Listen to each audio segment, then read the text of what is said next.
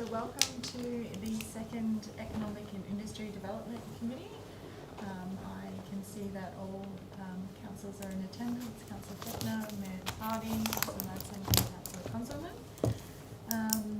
Will there be any declarations of interest on the matter?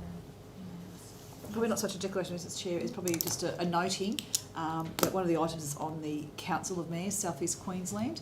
I note under the legislation it's not a conflict for me because I actually have to be a director of that organisation as part of my job, but I just want you to note that that's there and it's not a conflict. Thank you, Mayor Harding. So moving right along to item number 1 on the agenda, the Council of Mayors South East Queensland 2020 to 21 membership. Can I have a mover for? I'd like to move a recommendation, and it's going to be a combination of A and a varied B, so that council endorsed membership of the Council of Mayors South East Queensland for the 2020 to 2021 financial year at a cost of $117,000, $188.14, and that council advised the Council of Mayors South East Queensland that Councillor Nicole Jonick, Chair of Economic and Industry Development, be the representative to the Economic Development Working Group. Can I get a seconder? I'll second that. By Councillor Madsen. And welcoming the relevant officer to speak on behalf of this agenda item.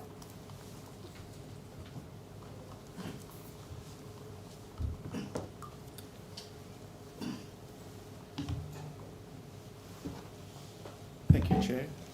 Good morning, Mayor and Councillors. Ben Pohl, General Manager, Community, Cultural and Economic Development. So, yes, this report is the continuation of membership for Ipswich City Council of the Council of Mayors South East Queensland for the 2021 financial year. We've stated the membership costs there, how those costs are arrived at as well. There's a base $10,000 payment and then it's prorated based on population. So our membership cost is different to other councils, but it's done with equity across all councils. Likewise, there is a sub-working group, that is the Economic, just looking at the Economic Development Working Group, and there's a request from the South East Queensland Council of Mayors that we endorse an elected representative to sit on that working group, as well as an officer of council. Does anyone have any questions for Mr. Pohl? Thank you, Mr. Pohl. Thank you. So now open for discussion. Mayor Harding. I just, I guess, see if you are happy to take on be the representative on the.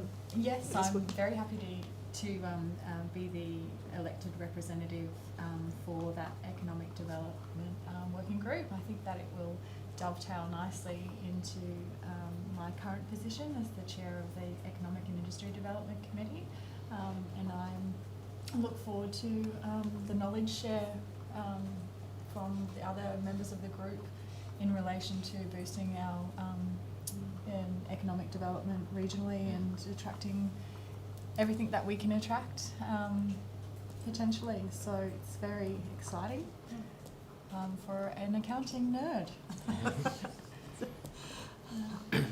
I guess while we're discussing things, I think I've attended all three of the ComSec meetings, and I think it's obviously sort of new to it, but certainly coming in, and they've already done I think work on the studies and legacy and sort of advocacy for the South East Queensland People Mass Movement, the SEQ Olympic bid, sort of very involved in leading the SEQ City deal. So I note that all the councils in South East Queensland are members, so I think if we weren't part of it, it would be, it'd be a bit of a reason why not. So I guess I do support this to see how this benefits the people of Ipswich in going forward.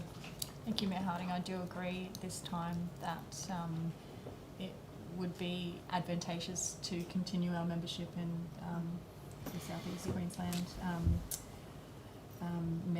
Council of Mayors, given the advocacy that the group does deliver. So, and just so that you're, I'm on the representative for the waste working group that the ComSec also have as well. Don't know what the other ones are. Maybe we should ask Mr. Poll what the other. Do you know what the other working groups are for ComSec? There aren't any other working groups. So it's mostly the only two working groups: the economic and the waste. Okay. wonderful. Any other discussion on this item? No? So now to the vote. All those in favour? And it's unanimous. So moving on to item number 2, the Small Business Funding Program. And can I get a mover for this? Yep. Councillor Madsen, and a seconder? Councillor Fechner? And do... Just noting that we are moving the officers' recommendations A and B there. Yes, Yep. sorry. So that recommendation A, the council receive and note the report summarising the outcomes of the COVID-19 Recovery Small Business Funding Program, originally initiated on the 14th of July, and that council endorse the extension of the Small Business Funding Program into a second round to be initiated on the 1st of October. So is there any questions for the relevant officer? No. Can I bring you down to... Oh, Kat, sorry. Yes,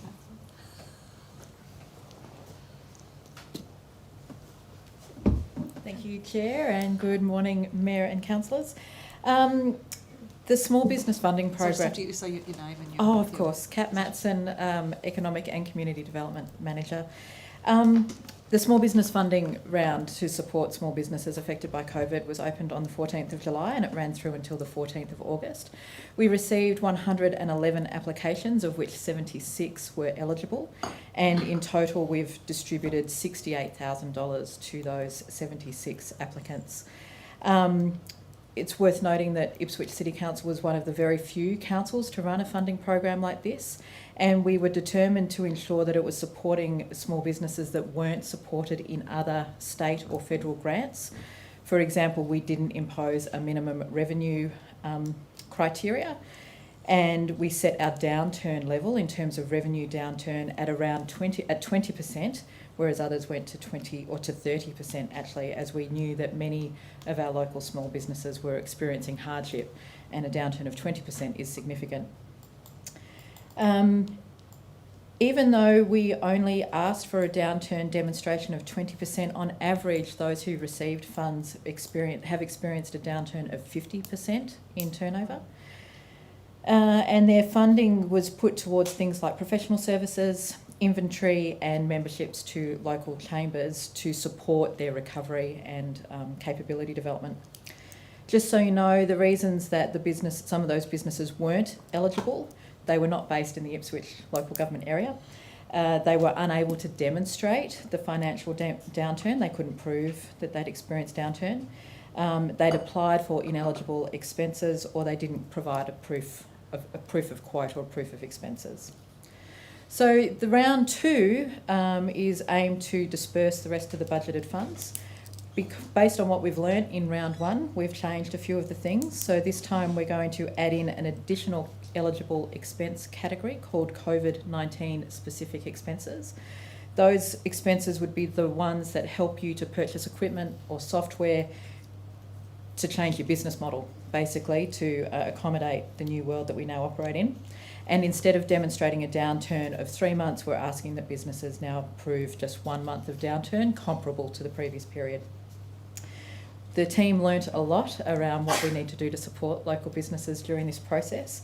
So the small business team will be personally reaching out to all of the eligible but unsuccessful applicants from the last round once we open up round 2.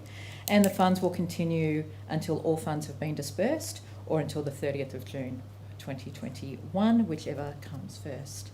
I think of most interesting note, we did have some applicants withdraw their funds or withdraw their applications because they felt there were other businesses more worthy of support. So even though they were doing it tough, they were still more concerned that other people more deserving in their eyes received the funds. So it was quite humbling to process the applications.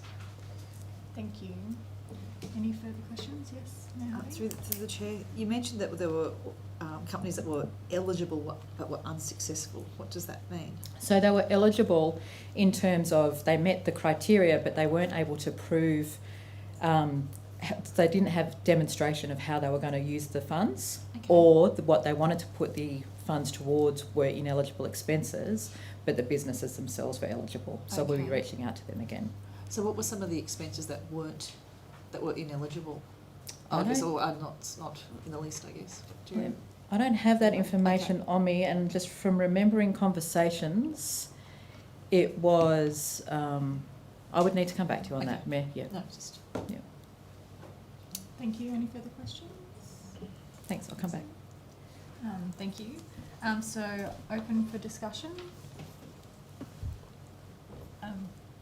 I guess just, if I could just say, I think yourself and Councillor Fechner were the ones that really drove this particular grant program, and I guess dovetails into being a small business friendly council. It would be lovely to see how we could get more of the money out the door to businesses who are hurting, especially as COVID is in a 6-month pandemic. It's going to be longer than that. So I guess I'm very keen to know how we can get more of that money out to businesses that are hurting.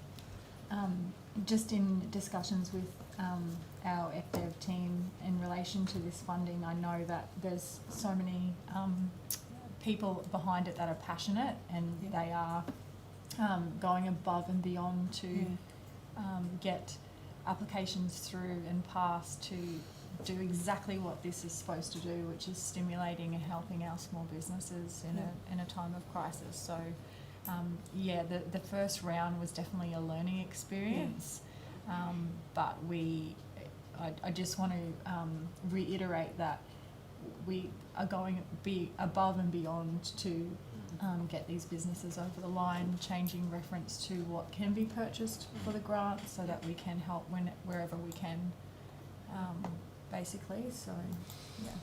I guess I also take on board the response from Ms Madsen talking about the fact that it was actually probably a good insight for council officers and council to see what's happening with the businesses as well. It was probably quite hands-on. I know I spoke with a number of businesses. They were letting me know that they weren't putting in for the full $1,000. It was for $350 or $650 because they didn't want to impose or take too much, and they wanted to leave money for other businesses as well. And which is humbling. No further discussion. So I now take the item to a vote. All in favour? And it's unanimous. And all items are now dealt with for our committee. So I close the meeting at 10:58. Thank you.